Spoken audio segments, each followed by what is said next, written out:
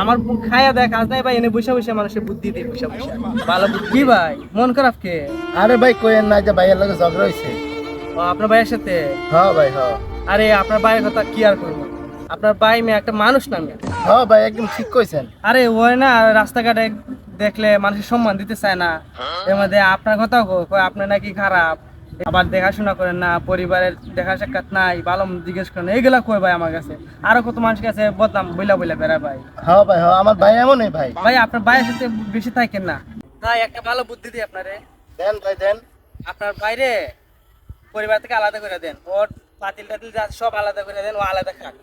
হ্যাঁ ভাই এমন চিন্তা ভাবনা করছে আলাদা আলাদা করে। আর নাইলে আপনি কত রুজি গোপন করতে পারবেন, আমি তো দেখি আপনি সব করতেছেন পরিবারে। হ্যাঁ ভাই হ্যাঁ। ওই তো টাকা টুকা দিত না ভাই, বুঝছেন? হ্যাঁ। ওরে আপনি ওর সাথে আলাদা হন, তাইলে সবচেয়ে শান্তি পাবেন। দেখেন হ্যাঁ আমার ভাই, আমার হ্যাঁ। কথা তখন চলবো, দেখেন আপনি, হ্যাঁ ভাই হ্যাঁ।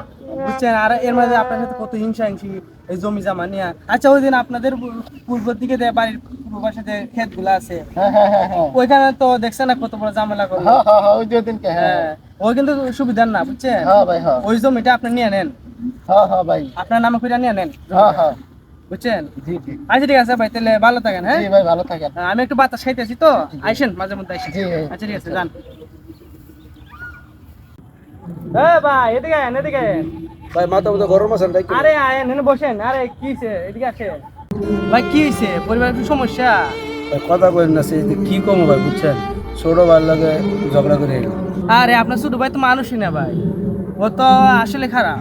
আর ভাই ওর কথা কইেন না, সে ওরা যতবারই বুঝায় হয় উল্টা আর ইয়া করে, আমার লাগে মারামারি করতে হয়, পারে না আমার মায়েরা কবরস্থানে বাড়াই। আরে ওর কথা কই না, ও আস্তামূল বেয়াদব, রাস্তা দেখলে সালাম দেয় না, আর আপনার বদনামও করে। ওই আমার বড় ভাই না একটা একবার ও মানুষ, ওই কোনো আমার জায়গায় জমি যা আছে সব নিয়ে দিতেছে।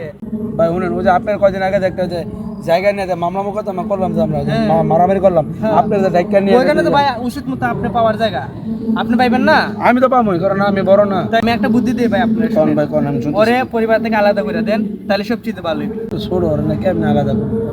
ভাই আমাকে তো শুনেন, আলাদা করলে সবচেয়ে ভালো হয়। আপনি তো বুঝেন না, ওরে নিয়ে কত ঝামেলা সামলাইবেন।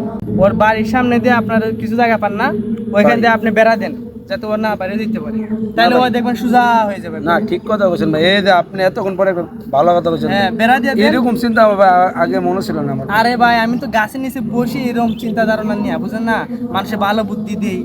আমার খায়া দেয় কাজ নাই ভাই, এনে বসে বসে মানুষের বুদ্ধি দেই বসে বসে।